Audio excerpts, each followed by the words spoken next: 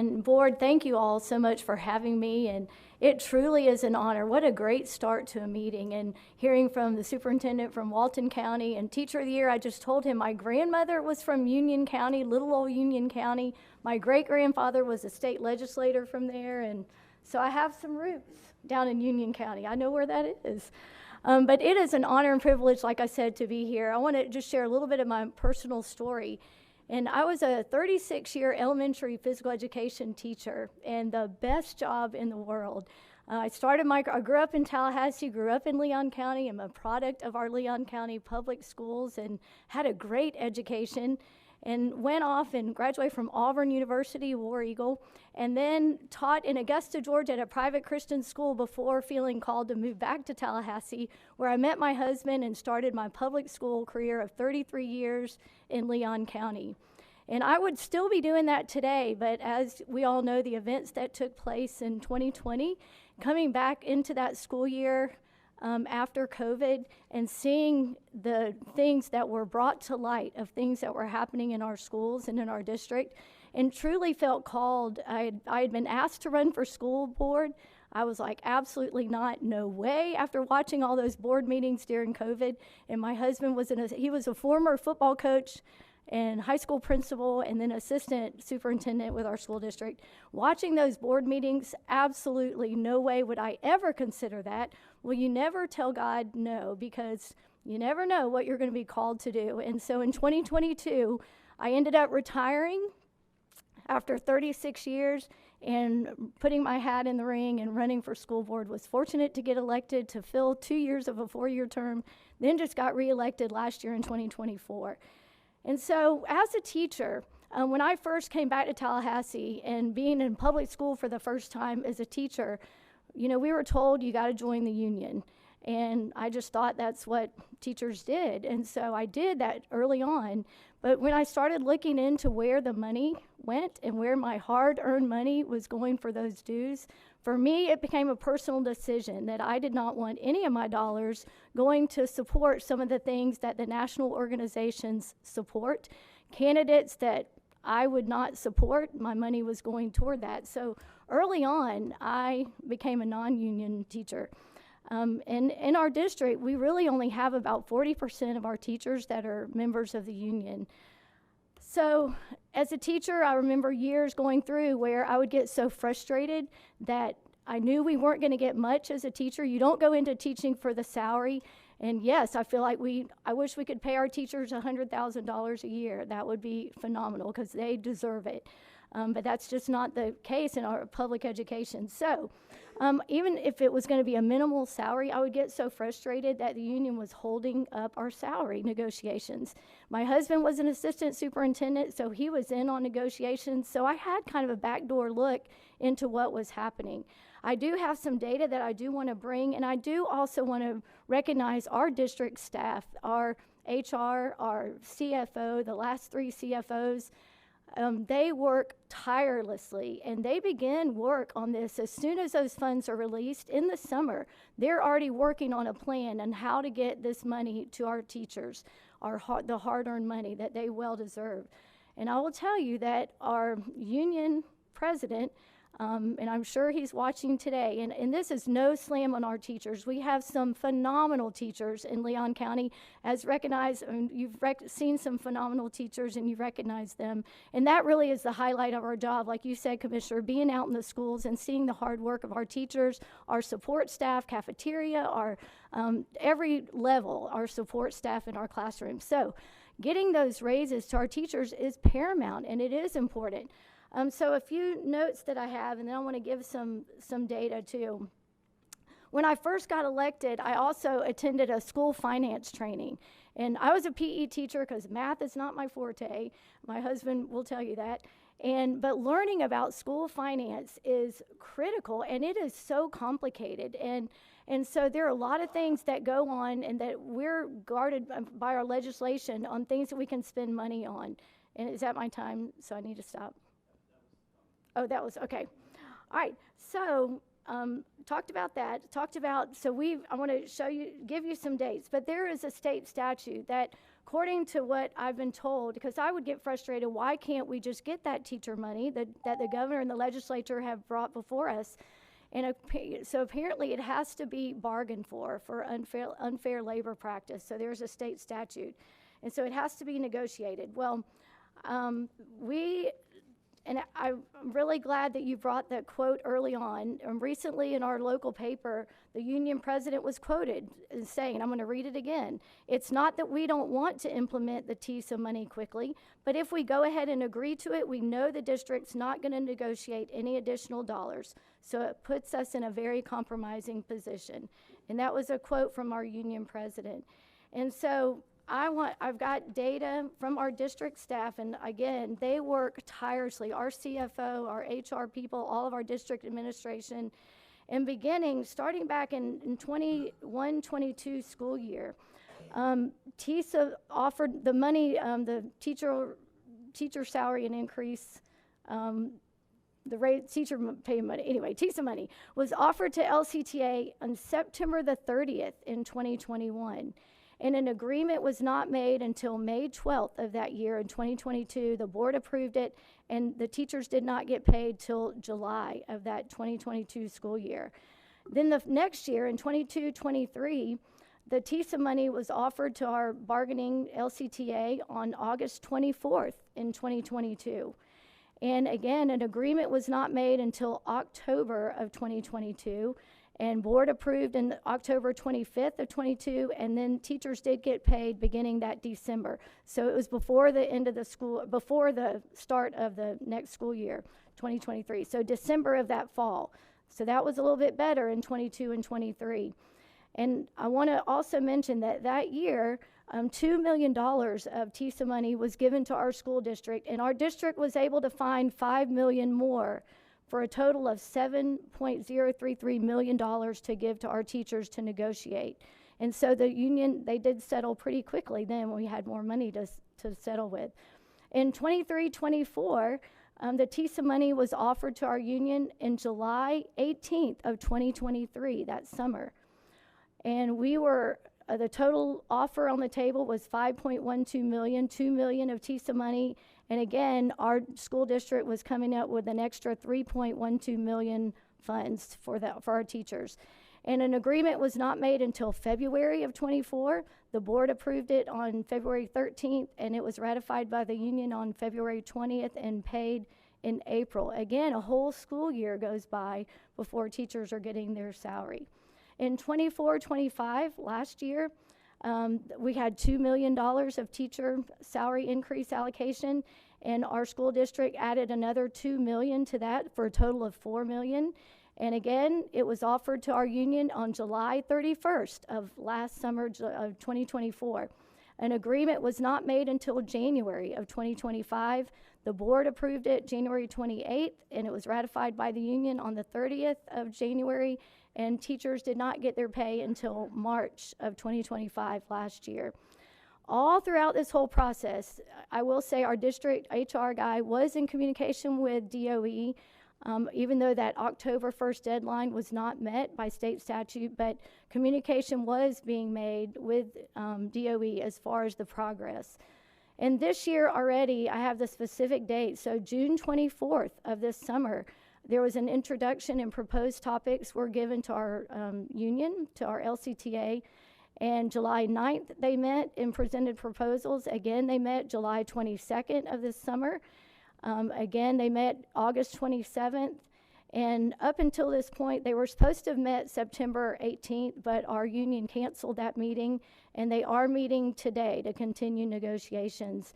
This year, our TISA money is $1 million, and that's in our district. As we know, the state is kind of funding is tight this year, and honestly, our school district does not have any more to add to that. And so the union is holding out and hoping that we'll find some money somewhere to give our teachers. So the district did offer an MOU for that money on September 17th, just last week.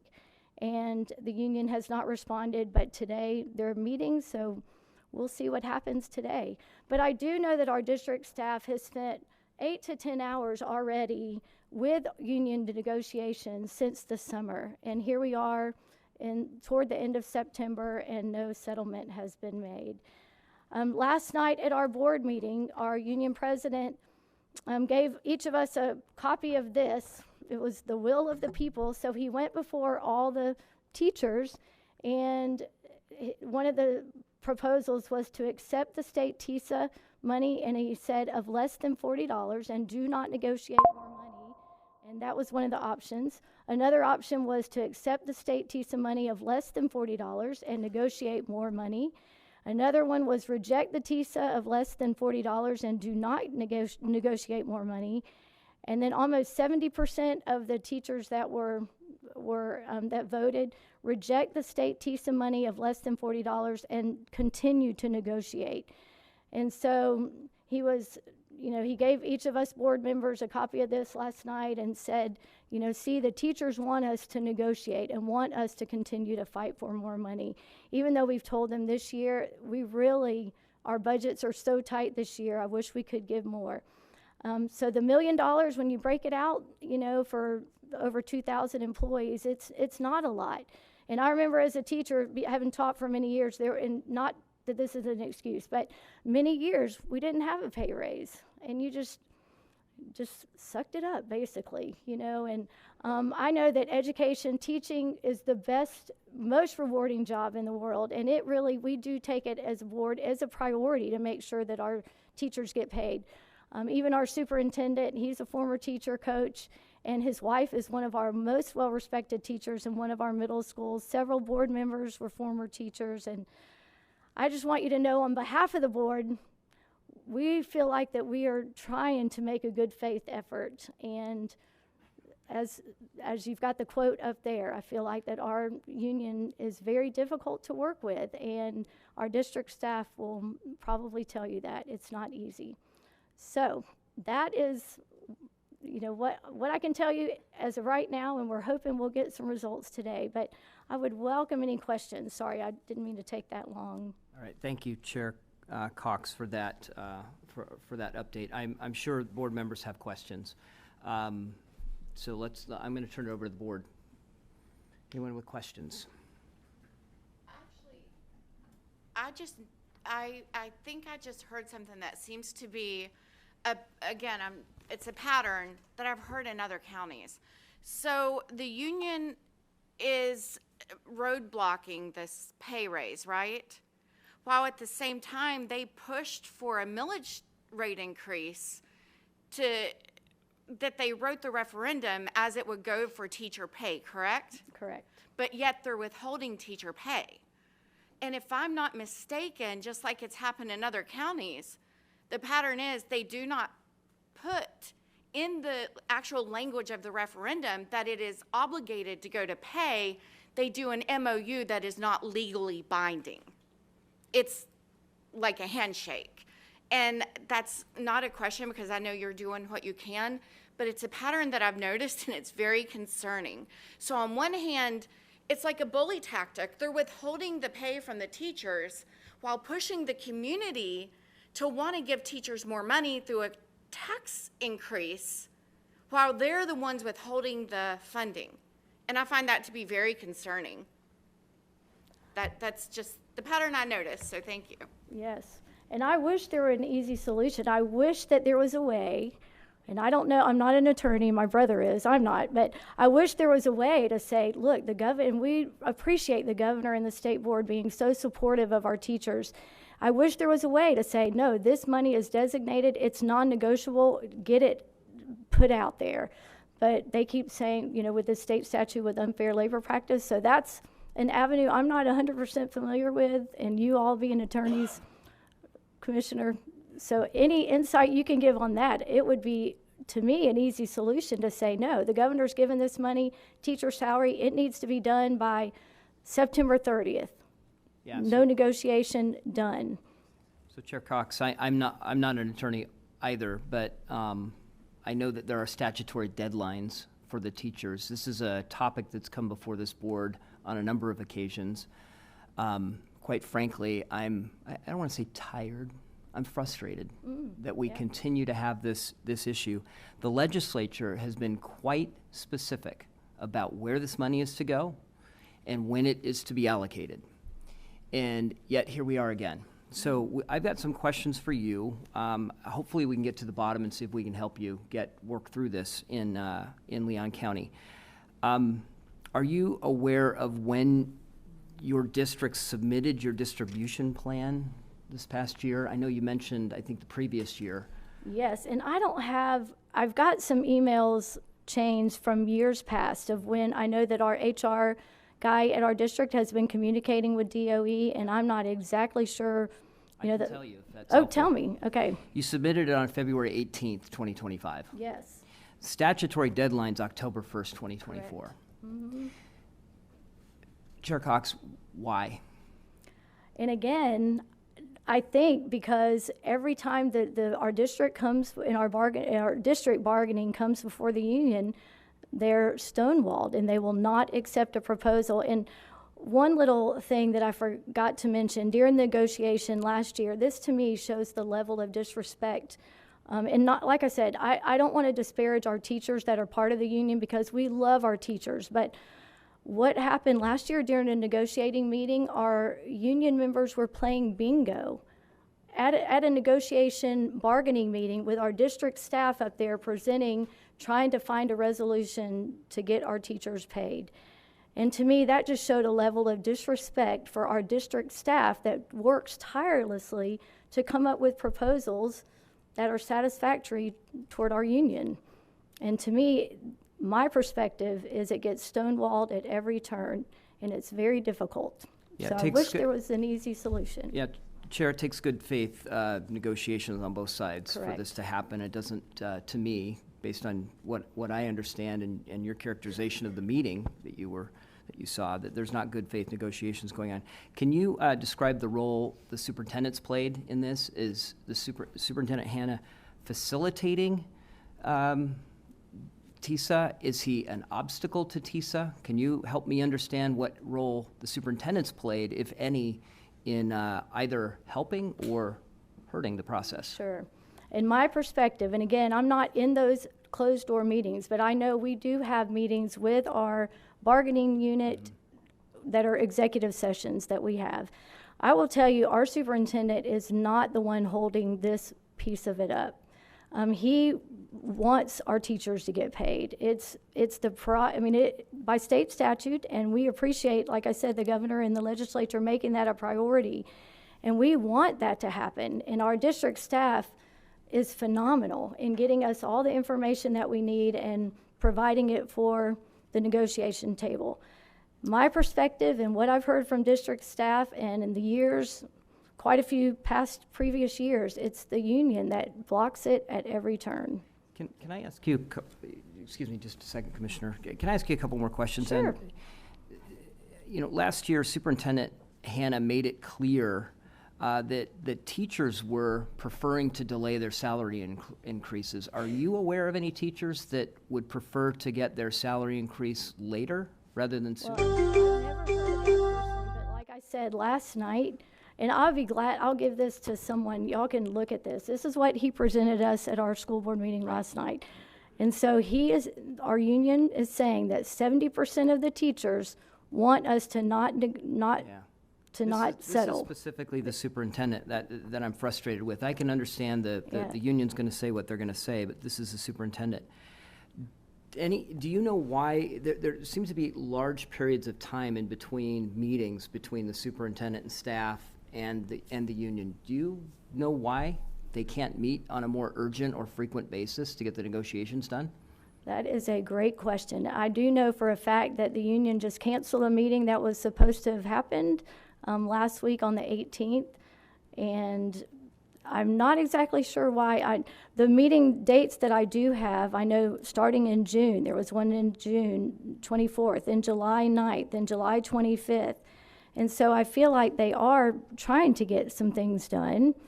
And yet they're canceling meetings. correct, having yeah, large the delays one in was between them, canceled and then last playing week. bingo. Yeah, Commissioner? that did happen last year, which to me was Yeah, it's- unbelievable. Yeah. It is unbelievable. Commissioner, you had a couple of thoughts. Thank you, Chair, and I'm just as frustrated as you, so I wanted to chime in real quick. I know this is the board's part, but one thing that I appreciate and why we called Board Chair Cox today is because we didn't get this from Superintendent Hanna. Year after year that we brought him up, he danced. He came up with excuses. He would not tell it like it is, like you're doing today. The union is the problem. The union's holding it up. It's by their own admission that they're providing these statements to the media that they are intentionally holding it up. And so from the legal process, when we talk about going to PERC for what's known as an impasse, this to me is direct evidence of bad faith negotiations that will in fact hurt the union in court, and happens time and time again to these unions who do operate in bad faith. But to that end, I was going to ask the same question, because it was Superintendent Hanna that has repeatedly said this is the will of the teachers to wait for an entire year to see these pay increases take effect. The other thing that's frustrating for us is this isn't the only money designated for teacher salaries to increase. This is money that is solely dedicated for teacher salaries to increase. Districts get base pay funding where they are able to utilize that for purposes of flexibility to help out the teachers and provide additional pay increases. And so for the union to hold up what has been an increase year after year, I think we're at $1.36 billion now that the legislature and the governor have appropriated only for teacher salary increases. That is in addition to the pay increases that the districts can come up with at the local level to suggest that somehow the governor has not invested more than any other governor prior to him in this issue alone is disingenuous. It's a flat-out lie, and it's very evident from what we're hearing today, and I appreciate your candor that the Leon County Teachers Union, in addition to the superintendent that quite candidly fosters this behavior and allows it to be prevalent within the district year after year, are both equally the problem to why this is the reason you're here today. Thank you, Commissioner. You know, I think I'd like to point out too, Mr. Mazur has a total compensation package over $100,000. I doubt he forgoes any salary increases, even though he's asking teachers in the union to forego theirs, while he, in bad faith, to your point, Commissioner, is negotiating. I wonder if he discloses his salary to the teachers he supposedly represents, and whether or not he's as transparent with them as he should be. Yes. Yeah. Board members, any other questions or comments? Vice Chair. I noticed you said that only 40% of the teachers are members of the union. So my math is correct, 60% are having their pay held up by an organization they're not even a member of. Obviously, my frustration levels at it's unhealthy today with all of this, and it has been with TSIA the entire time I've been on the board. It is just, it's a frustration that I am having trouble with at this point. It's just unconscionable, and I know I keep asking past commissioners, now you, Commissioner, the legislature has said they have to have this in by October 1st. Yeah. They don't.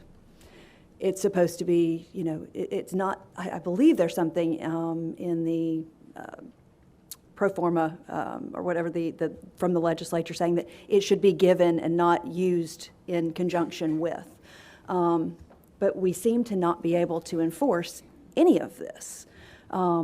Is there a way, is there anything you can think of? Could we ask the legislature to put in their language for the next go around that if it's not turned in by, if their report isn't in by the 1st, they automatically go to impasse? I mean, can we not, is there anything we can do to force these districts? I mean, this is insane that we have to keep doing this. Echo your frustration. I have received several calls from members of the legislature wanting to act. I would caution the union, continue to mess around, you're going to find out. These folks are upset that the teachers that they want to prioritize getting those salaries are waiting an entire year through the end of a school year before they're able to see that money. So keep playing games, win stupid prizes is what I'd say. One more thing. Vice Chair. Just one more thing, and I want to point out that we have districts who have already finished this process. Charlotte County, Dixie County, Gulf County, Hendry County, Levy County, Washington County, FAU Lab, and Hardy County, as of today, have all already completed this process, and their teachers will get their money. So the process is good. It's not a bad process. It's bad actors in the process. And I'm sorry that you're dealing with this. Thank you for being here and being transparent.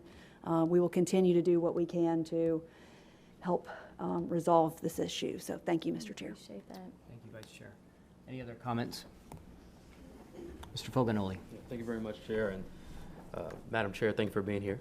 I think you're going to hear it when you get back, so you're going to have to deal with that. I Yes, feel like I'm sure I will. so it's it's really tough being a former board member, having to deal with this also, dealing with negotiations, and I'll constantly stress nobody on the board. We have multiple teachers, former teachers. No one thinks that teachers should get paid less. No one doesn't want to see teachers get paid the most money possible. We want to do that. But in Broward County, when I was there, I remember we accomplished something, and I was very proud of it, giving them the highest raises that they had seen in years. And I remember doing that, taking a picture, then the next day hearing wasn't enough anyway. There's nobody being grateful. You fought for it. You did everything possible. There's nobody grateful for it. It's not enough. No, keep pushing. You're always going to hear it's not enough. But for me, we look at it, and I've always said this, the unions, their job, the presidents, their job is going to be to push you to the limit. Their job is, you got to expect that they're coming into a negotiation, not to be fair or friends. Their job is to come in and try to get the max possible for the teachers. Looking at Leon, enrollment, how was enrollment this year? Was it a decline in enrollment? A little bit. I think the last number I heard, about 400 students less, not hugely significant. So we're holding steady. Yep. And, for me, and like you said, you're trying to find different ways to get teachers raises. You're trying to do the best thing possible for the teachers. But the best for it is honesty, right? Now, we mentioned impasse. I said, if you're being honest, and you go to the table and you say, this is the final offer, this is the final offer. That's it. But what happened is when I was dealing with it, we had union presidents back-channeling and talking to board members saying, it's not the final offer. You can go ahead and keep pushing. We had to deal with that down there. So again, union's guilty? Sure. Are board members guilty as well? We need to look into it. Because sometimes they're sitting there, and of course contributions when they're running for office, to make sure that they're buddied up, to make sure that the unions are supportive. They're going to keep pushing these things, and it's going to continue to happen.